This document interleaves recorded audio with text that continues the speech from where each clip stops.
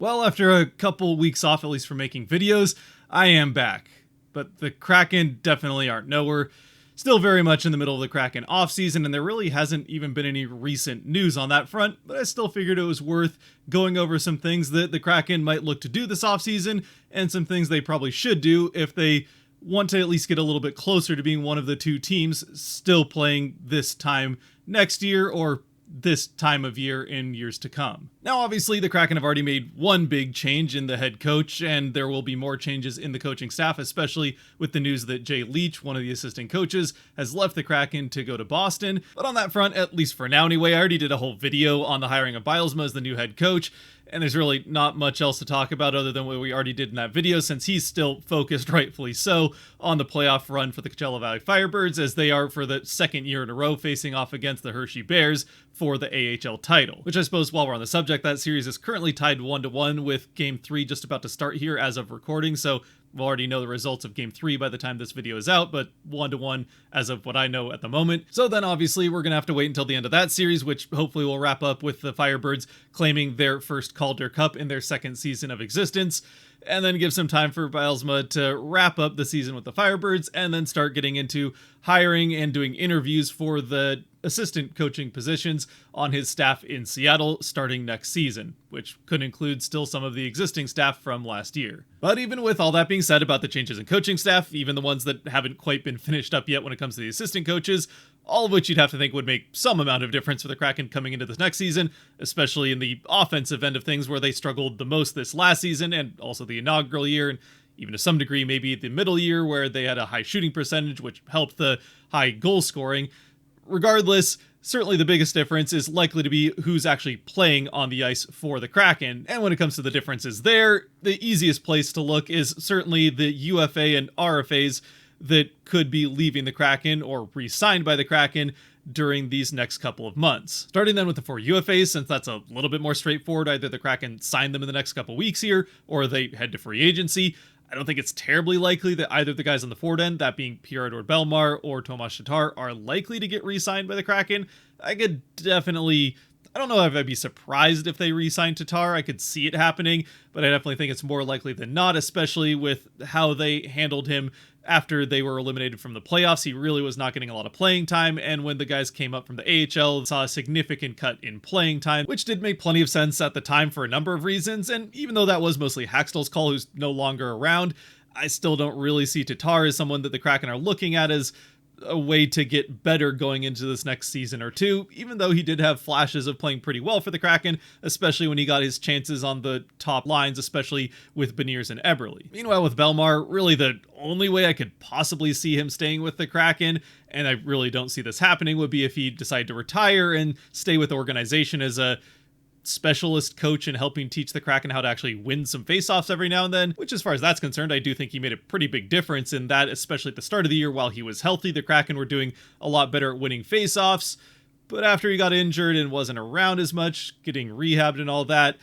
yeah, it all regressed right back to where it started and ended up right around the same season average that we saw for the first 2 years. Moving on to the defensive end, though, the only UFA or RFA, the only free agent of any kind on the defensive end, is UFA Justin Schultz, who, of the 4 UFAs, I do think is the most likely to get re-signed by the Kraken here in the next couple weeks. But the closer we get to that deadline without hearing anything of any movement on getting him re-signed, the less likely it seems that's actually going to happen. And while I do still think he provided some value for the Kraken this last season, you could make an argument whether or not it was worth the $3 million they paid him. He was pretty good on the defensive end, just not great in the offensive, and that's kind of more why they brought him in. Plus, you add in, though, he was the power play quarterback for the second unit most of the year. It certainly seemed like in a lot of ways they were getting Riker Evans ready to take not only that spot on the second unit power play, but just Schultz's spot on the team in general. Now, there is always a chance the Kraken re-sign Schultz, since, let's be honest, I think he had a little bit better of a year than Dumoulin, and just set Dumoulin up to be the spare defenseman, the 7th defenseman they carry with the team. I mean, at this point, with the defensive end, we already know who 5 of them are going to be. It's just a question of who that 6th is. Will it be Dumoulin if they don't bring Schultz back, or will it potentially be someone they do acquire via free agency or trade? I suppose the only way that one of those 5 guys isn't playing for the Kraken next year is also if they leave via trade, which we can get to a little bit here towards the end. And finally, then, the last UFA for the Kraken is Chris Driedger, who I don't think is terribly likely to return. He'll probably get a spot via free agency as a backup somewhere in the NHL. He's had a fantastic year in the AHL, where he finished out last season after that long rehab from the injury after the inaugural season. Still with Driedger, the only way he could possibly come back for the Kraken is if they bought out or somehow traded Grubauer and brought Driedger up as Decor's backup, but I think Decor is pretty much locked in as one of the two goaltenders going into next season for the Kraken, and it would be a bit surprising to me if Grubauer wasn't the other one. Which then leaves Driedger to either be okay with coming back and playing at the AHL level for the Kraken again next season in Coachella Valley, or testing his luck in free agency, where, again, I think he'd be pretty likely to find at least a backup role somewhere in the NHL. And that then brings us to the three RFAs that the Kraken also have yet to re-sign yet this offseason, two of whom I think are fairly likely to return to the Kraken, or at least get qualifying offers, one of whom is guaranteed to return and is already in contract talks with the team, the one piece of news that we've heard since the hiring of Bylsma as the head coach. The third, I don't think is terribly likely to be a Kraken again next year, but we'll start with the obvious one. Matty Beniers will be once again with the team. The question is just how much he's going to get paid. Unfortunately for Beniers, with it being a contract year, this was not his best season in his sophomore year. Certainly suffering a bit from being the center of the first line, so he was getting the focus of a lot of teams, which is hard for anyone his age, even if it is the second year in the NHL. But regardless, even if there are plenty of good reasons for why Beniers did struggle in his sophomore season, more so than some of the other guys that were in the potential running behind him for the Calder in his first year, it still wasn't a great second season, and not one that's going to earn him the big payday that he might have been in line for had he built off of that Calder winning season the year before. Still, it just means that he's likely to get a shorter term, smaller contract. I think something in the line of $3 to at the most $5 million for 2 or 3 years, a bridge type of deal. It'll be the type of contract that gives Beniers a couple more seasons to reestablish himself and once again prove that he will be worth that big time franchise type of deal, the 8 years by 8 to 10 million, depending on how well he does in these next 2 or 3 seasons. And for the Kraken, in the absolute worst case scenario, it gives them a little bit more flexibility in case Beniers just turns out to be a one-hit wonder, which I am not terribly worried about, but yeah, not paying him too much over the next couple of seasons. And then if it really comes to that, and really either way, you reevaluate in a couple of years' time and get a better idea of what you want to do with the player long-term going forward. As far as the Kraken are concerned, I'm sure they'd love to get Beniers for 3 years, get that extra year on there, and somewhere between 4.5 to 5 million, I think is probably fair. We'll just have to wait and see what that looks like, but I would be expecting a not too big type of bridge deal there for just a couple seasons, and then the big one would come at the end of that one, assuming Beniers earns it. The other RFA on the forward end for the Kraken that I think is more likely than not to return to the Kraken next season, or at the very least get extended a qualifying offer, and then potentially packaged in some sort of trade to mix things up that way. Again, the Kraken, with how crowded things already are on the forward end, not a lot of space to make changes, and it being clear that they do want to make some changes to be a more competitive team next year, it leaves a little bit of question there, but I do think Ellie Tolvanen, more likely than not, will be a Kraken again next season, especially considering that the place they want to make the most changes is on the offensive end of things, where Tolvanen and his elite shot really could help the team, if nowhere else, than on the power play especially. Now, well, sure, with Tolvanen, like Beniers and a lot of the Kraken players, he certainly didn't have the offensive season that a lot of people would have hoped, or maybe even expected out of him, certainly not the offensive year that I thought he was going to have. Though, again, like you could say with a lot of players on the team, I think that was in part due to just the general offensive struggles of the Kraken over this last season, and a lot of that could come back to just the scheme the team was playing and it not working out quite as well as it did the year before. Still, for Tolvanen, he does have that elite shot, and with the team planning on under Bylsma getting a bit faster and more offensively focused, it seems like the type of place he could excel, and for what it's worth, he did certainly improve in the defensive end to make up for a bit of the offensive issues at the other end, which is not necessarily something you could say about all of the Kraken forwards. And at least to me anyway, he still is a young-ish, at least in the grand scheme of an NHL career, 25 years old, so he's just coming into his prime, and if this new coaching staff can find a way to extract more of that offensive upside that he has with that elite shot, then this is certainly a player the Kraken could still get a lot of value out of, And as far as signing him to a new contract, if they can get him for, say, $3 million a year for a few seasons and then start to get some big offensive upside out of him, it could be some good value that the Kraken find in Tolvanen. And then the third and final RFA on the forward end, or just in general for the Kraken that's unsigned at this point in time, who I just don't see returning to the team next year, is Kailer Yamamoto. Now, I certainly was hoping that things would work out for Yamamoto, that offensive potential, or just potential in general, would be realized in Seattle, especially with the great story of him being the first Washington-born player to play with the Kraken, having been from Spokane, playing all the way up through the WHL in Spokane. But it just wasn't a great year for Yamamoto. Not necessarily a terrible one through the first half of it, but it certainly started to peter out towards the end of it. Got put in Haxel's doghouse a couple of times, lost some ice time here and there, and then certainly once they got eliminated and those AHL guys started coming up, Yamamoto was always one of the first guys cut and just not getting a lot of playing time. So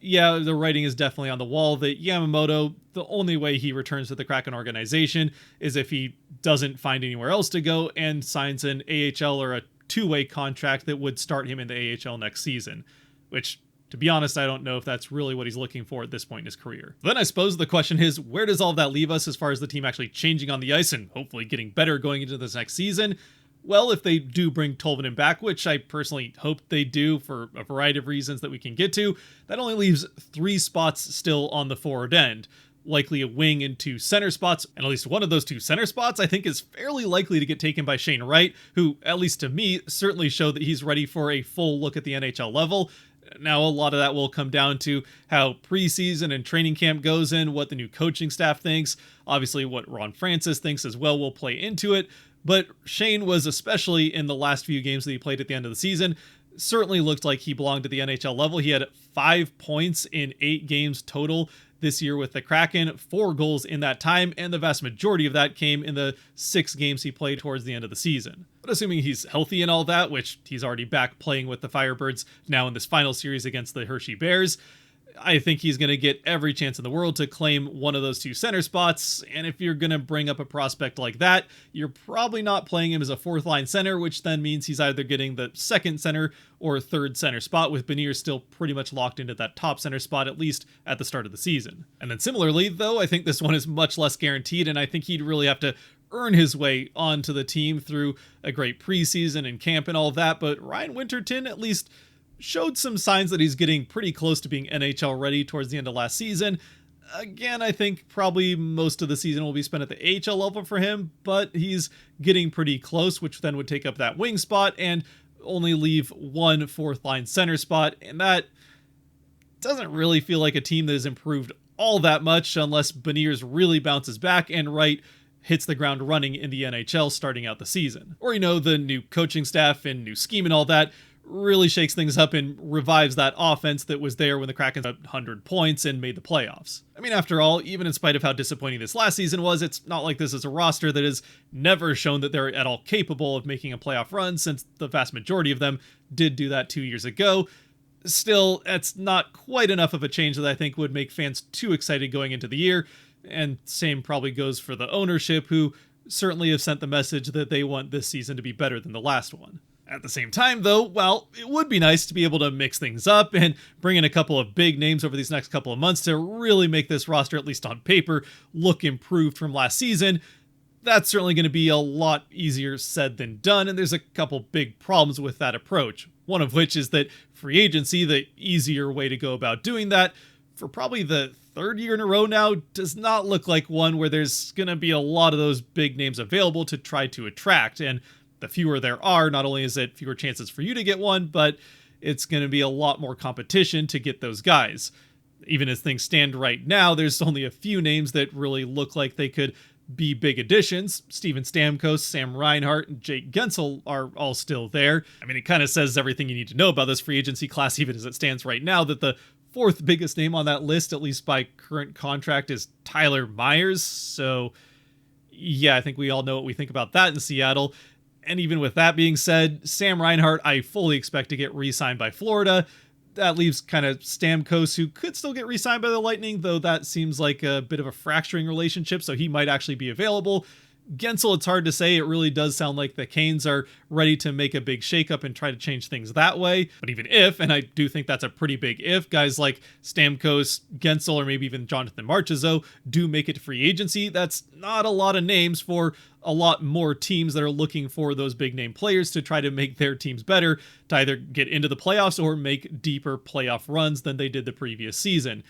And while the Kraken are certainly, I think, a better destination than a lot of places, it still might not be a franchise that a guy like that, especially a Stamkos, for example, might be looking to go to if they're trying to get 1 or 2 last cup runs in before the end of their careers. So I suppose as far as that's concerned, Gensel still likely has a few years left at least, but both Stamkos and Marchessault are already a few years into their 30s and probably looking to go to a team that's ready to win now rather than the Kraken realistically are likely to open that cup window in 3-4 years time if all goes well with some of the prospects coming up. I mean, look, if you make the playoffs, anything can happen, and the Kraken are likely to be a lot closer to a realistic playoff window and consistently making the playoffs. But as we've seen over the last few years, you do kind of need a couple of real superstar type players to get all the way to the cup final and have a chance at winning it, which even if Beniers and Wright do end up turning into that, they're still a few years away at the very least. Anyway, all that is to say that at least when it comes to free agency for this season, while there are going to be plenty of guys that do make it to free agency and even some interesting names that the Kraken have a chance at, it's likely to be more middle six type of guys. Maybe Elias Lindholm would be a good one, though I kind of feel like he returns to the Canucks. Still, the point is it's going to be very hard for the Kraken to attract one of the very few first line difference making type of players that even if the cup window isn't going to open up for the next season or two for the Kraken, if they do want to get certainly back to the playoffs and maybe make a run in the playoffs, they're going to need a couple of those difference makers. And I just, don't see it happening via free agency this season, which then only leaves it happening via trade. As far as adding a big name via trade is concerned, there is actually the potential that some big moves could happen over the course of this offseason, with a few perennial playoff teams and even some cup contending type of teams have already signaled that they're looking to mix things up but still stay cup contending type of teams. You got Toronto, who, I know I'm calling Toronto a cup contending team and they've only won one game in the second round over the last very long time, but the talent is there. Carolina has also signaled a similar thing. Winnipeg, again, you can argue cup contender, but they are a very good team that has also talked about making some big changes. You've got the Lightning, who might be trying to get back into the mix or stay relevant after being knocked out in the first round 2 straight years following their 3 straight cup final appearances and 2 wins. Vegas, who's always in the mix, and you never know who else might throw in their hat with the right trade available. Plus, then you've got teams that aren't necessarily playoff teams. You don't really know what the heck's going to happen with Utah, if there's any players that don't want to make the move to Utah from Arizona and will request trades. And then maybe a team like Calgary, who is looking to do more of a rebuild and sell off some pieces. Anyway, the point is that the market is definitely there for some trades to happen over the course of this offseason. The question is just whether or not the Kraken can actually get involved in it, and if they can they acquire or make a real run at getting one of the big names? Personally, my dream scenario of the ones that have been actually rumored would be if the Kraken could make a good run at getting Mitch Marner. Now, I know that's maybe not the perfect fit necessarily. He is a bit more of a playmaker than a finisher, and the Kraken could use more finishers than playmakers at this point in time, but he's an elite offensive talent that the Kraken certainly could stand to put on, a center role, and then you can move Gord to the wing or move Beniers or Wright to a wing, I guess. Figure it out. Mitch Marner is the type of player that you would add to your team, and that would really help advance certainly your playoff and even cup window by a year or two. And Marner's not the only one that could fit that big name description, the superstar type of player that could really help the Kraken not only in the now, but for years to come and really make them more of a contender in these next few years. But even aside from that, the chances of the Kraken actually getting a player like that this season, I don't think are particularly high, unfortunately, because, well, those trades could be available this season and the market might be there. I just don't know that the Kraken really have what it's going to take to get one of those players from the teams they're currently on, because unfortunately, teams like Toronto with Marner, or even Carolina, Winnipeg, Tampa Bay, or even Vegas, while they might have players they'd be willing to trade of that caliber, the Kraken just don't have a lot of assets that they could send in return that help those teams in the now. I mean, to my eyes anyway, the Kraken do have plenty of trade capital to go after a big trade. They still have their next 3 first-round picks over the next 3 years and 4 second-round picks, including 2 this season, and the sooner the pick, the better as far as trade value is concerned. But they don't really have a lot as far as current assets are concerned, players that they could send back so that those teams aren't getting worse, which is really not the goal of a team that sees themselves as a potential cup contender and is just trying to mix things up. Really, the best the Kraken could send in return for a Marner type of player, just as an example, not saying that that's particularly likely to happen. In fact, I would be shocked if it did. The best the Kraken could really do would be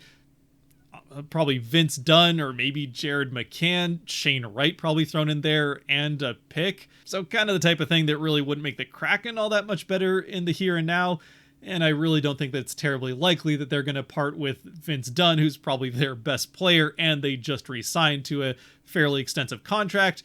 or Shane Wright, who has been rumored that there's teams asking about Wright, but I just don't see Shane Wright getting moved. Not only is he a big part of this team's future, at least that's the plan as of the moment,